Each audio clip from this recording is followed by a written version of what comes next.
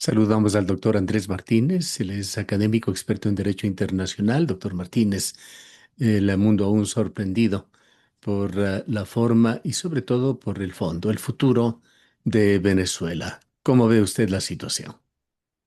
Un cordial saludo, estimado Gustavo, y por supuesto también a esta importante audiencia. Creo que más de uno nos sorprendimos en las últimas horas respecto a las decisiones que se tomaron desde la Casa Blanca y sobre todo las consecuencias que han tenido, tanto a nivel interno y sobre todo también a nivel del derecho internacional, una vez que se tomó la decisión de aprender al presidente Maduro, llevarlos obviamente fuera de territorio venezolano y en estos mismos minutos empezar a ser incluso juzgado ante un tribunal.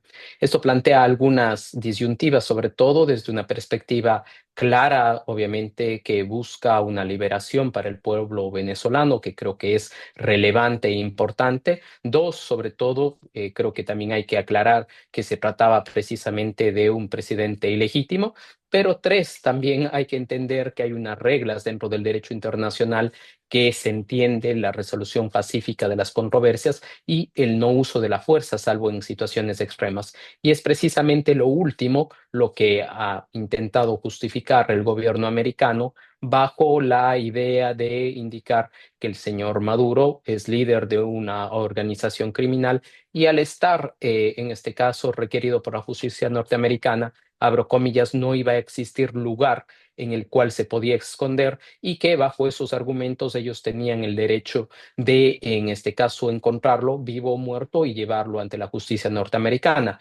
Tanto es así que si miramos incluso las propias imágenes y el contexto de la detención, se narra precisamente que estuvieron los militares, la fuerza élite, pero estuvo la fuerza élite acompañada tanto de la DEA cuanto del FBI por razones técnicas de lectura de derechos y sobre todo también de aprehensión por parte de la orden de un juez de Nueva York.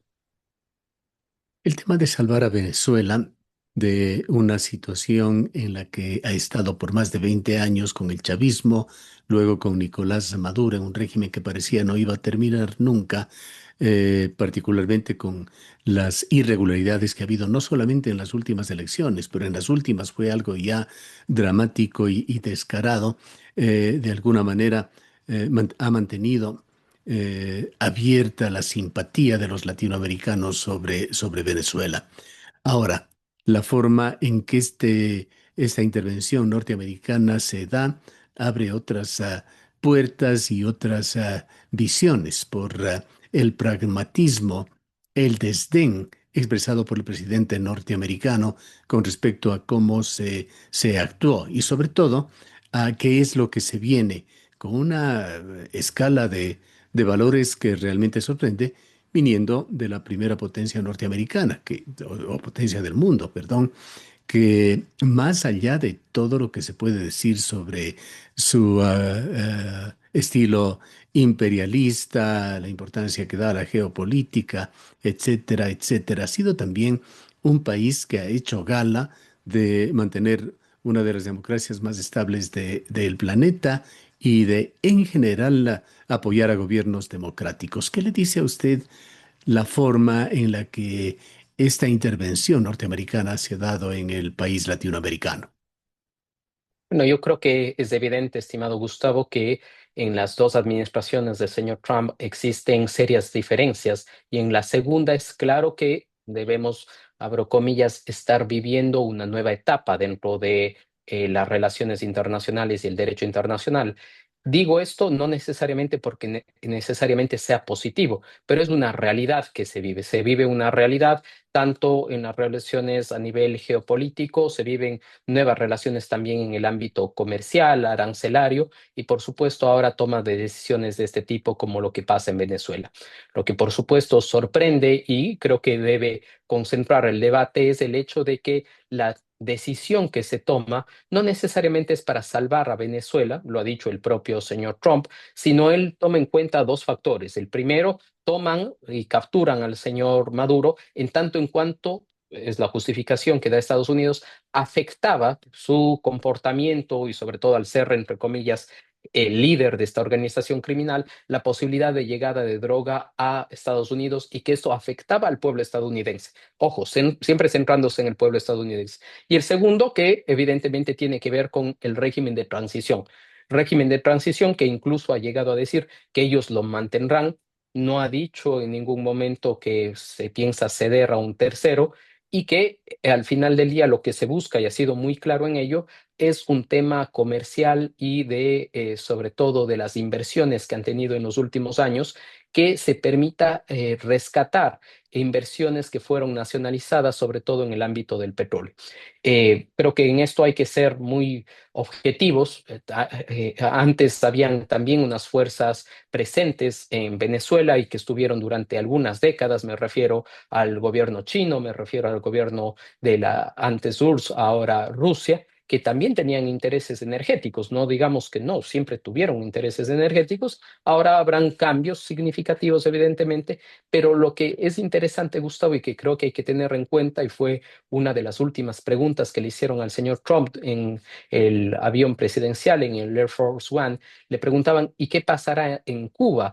Entonces él ve un poco como esta escena, como una situación como de dominó en la región que podría llegar a afectar, porque evidentemente todos conocemos que gran parte de la infraestructura, incluso recursos que llegaban a Cuba, salían desde Venezuela. Entonces esto podría provocar una crisis muy seria en Cuba que podría debilitar el régimen actual y sobre todo que está bastante lesionado, y el dominó podría irse incluso más allá. Y digo más allá porque obviamente otro de los puntos de interés que tiene en esta nueva agenda expansionista el señor Trump es el tema de Groenlandia. Y en el tema de Groenlandia, pongámonos en un contexto donde se encuentran precisamente las tropas actualmente, el movimiento no sería tan grande para poderse movilizar y sobre todo tomar decisiones en ese sentido. Entonces, creo que estamos frente a una nueva agenda geopolítica que obviamente busca más la fuerza, el choque, que las negociaciones internacionales, y creo que tendremos bastante tiempo para debatirlo. Para cualquier persona con un sentido democrático que respete, aprecie un régimen democrático, lo lógico hubiese sonado que cualquier tipo de intervención que se dé en Venezuela, ya sea del propio pueblo venezolano o de una potencia extranjera, como ha sucedido en este caso, venga de la mano con un reconocimiento, un fortalecimiento de la democracia. Y en esto, Edmundo González y María Corina Machado no podían quedar afuera. ¿Cómo se explica la situación, cómo se ha dado? Bueno, creo que el presidente Trump fue bastante claro en ese sentido al señalar que ellos tienen, entiendo, desde hace algún tiempo ya a la inteligencia de Estados Unidos dentro de Venezuela, y saben que no hay un respaldo real, no me refiero a los ciudadanos, sino sobre todo un control a nivel del ejército por parte de González o en su defecto de María Corina. Bajo esa perspectiva, tienen una realpolitik, un tema bastante pragmático de decir, si bien es cierto, podemos buscar una transición, en esa transición, cuando se den un proceso de elecciones, si buscan que puedan participar y que se puedan legitimar. Pero creo que esa idea de el waiting for Superman, esta idea de estar esperando al superhéroe que venga a salvar al territorio y que venga y que la historia termine con final feliz, no necesariamente es con la narrativa que a veces uno cree, sino bajo los intereses efectivamente de un país que tiene unas inversiones, que tiene unos intereses reales en temas energéticos, en temas de recursos naturales, y que es evidentemente que lo está haciendo valer, porque ha sido claro el mensaje. No nos interesa quién sea, en tanto en cuanto sea quien satisfaga los intereses de la agenda norteamericana.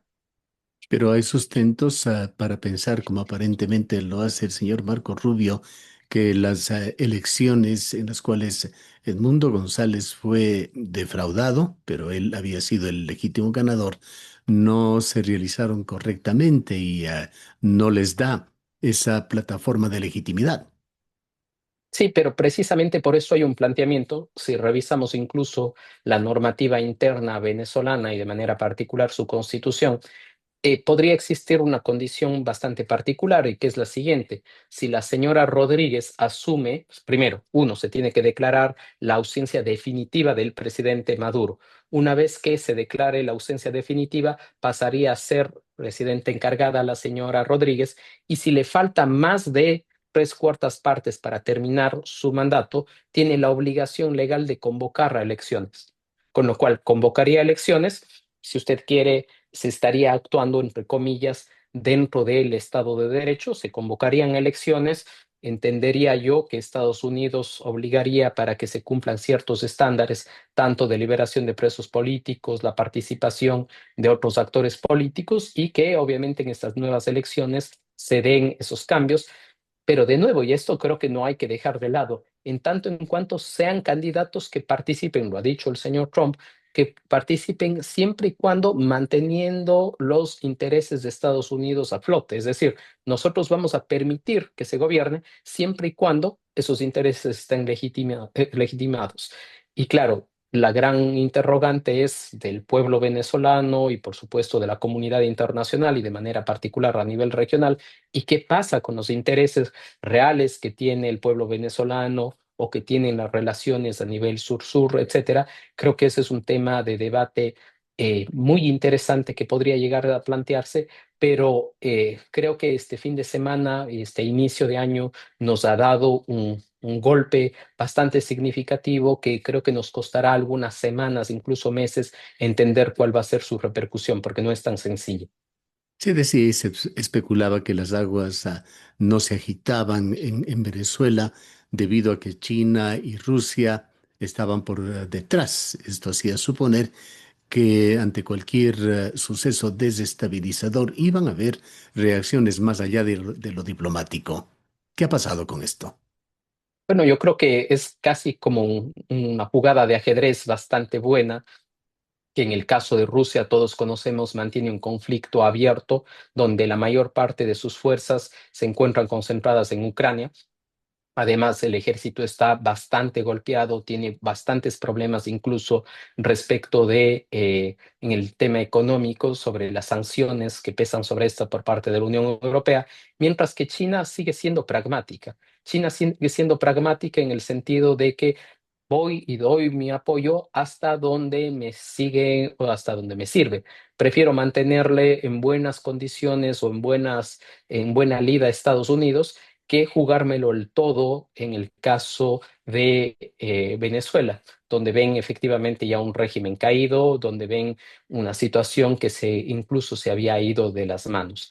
Diferente es la situación, sobre todo, y aquí también tenemos que ser bastante claros, de que ha tenido sobre todo la región. Me refiero a Brasil, me refiero a Chile, a Uruguay, a Colombia, que han tenido un pronunciamiento e incluso hacen un llamado a Naciones Unidas y al Consejo de Seguridad para que se pronuncie. Y claro, hay que tener en cuenta que quienes están manejando la situación son quienes tienen poder de veto. Por un lado está Estados Unidos. Putin desde Rusia dice no me parece, pero no da un paso más y China más bien se desentiende de la cuestión.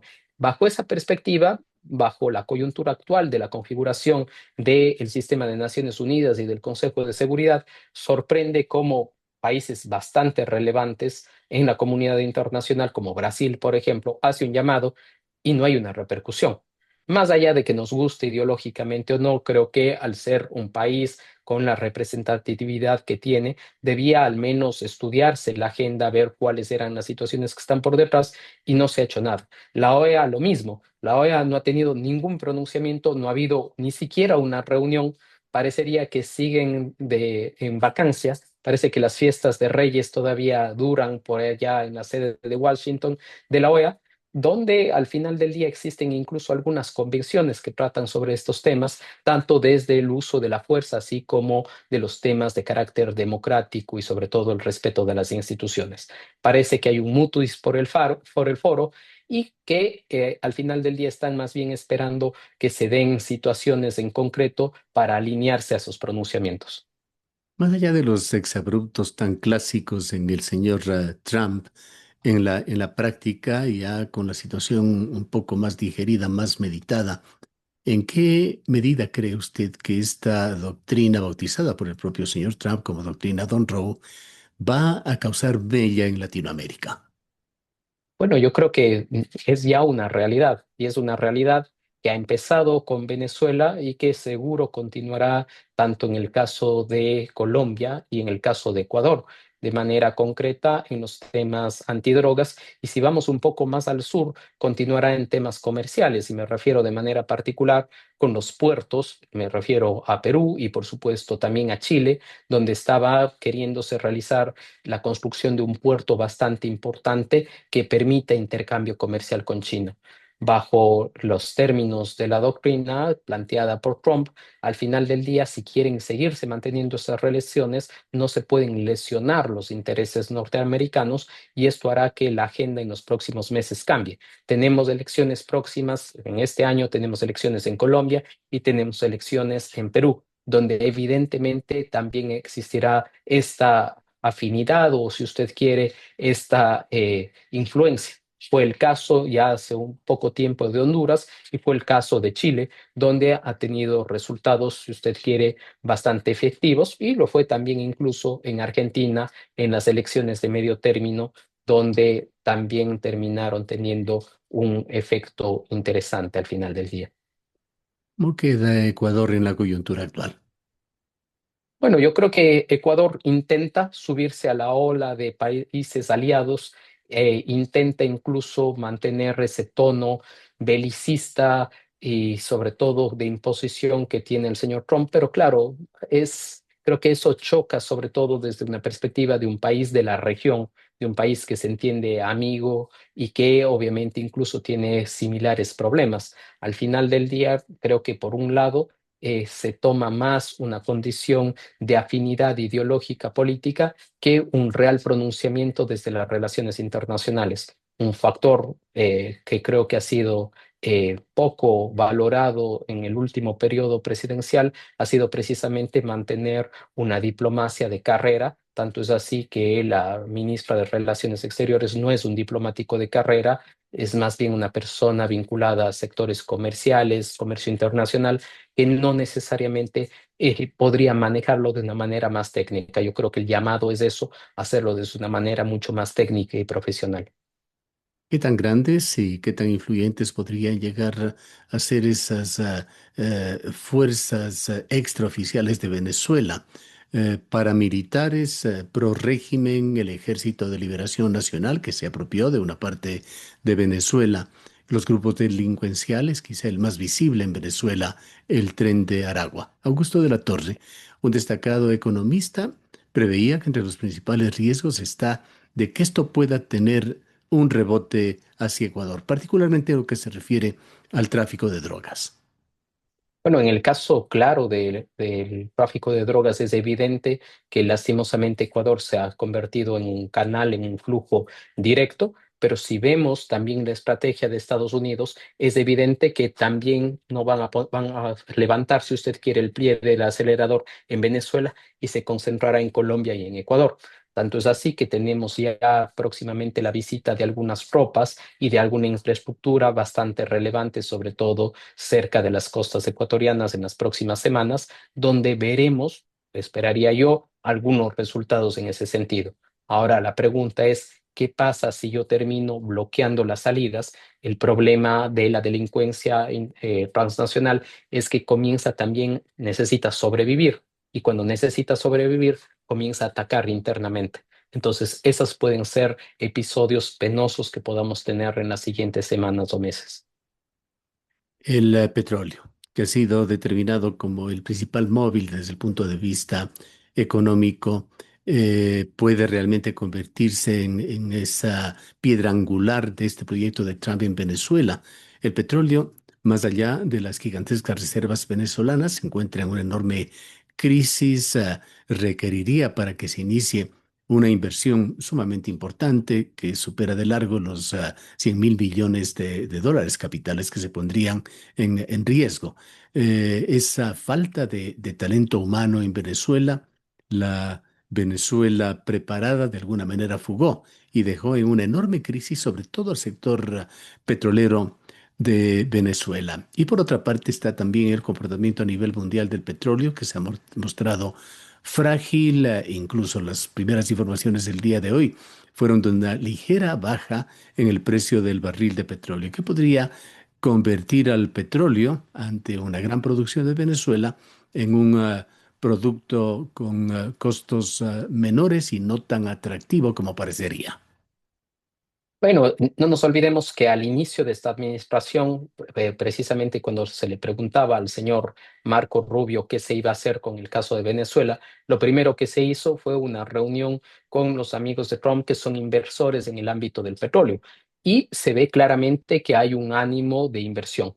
El hecho de que exista un ánimo de inversión y que se quiera mejorar y repotenciar esa infraestructura, perdón, no hace que obligatoriamente se dé un efecto inmediato. Esto será obviamente a nivel de meses, incluso años, donde se llegue a ver ese real potencial.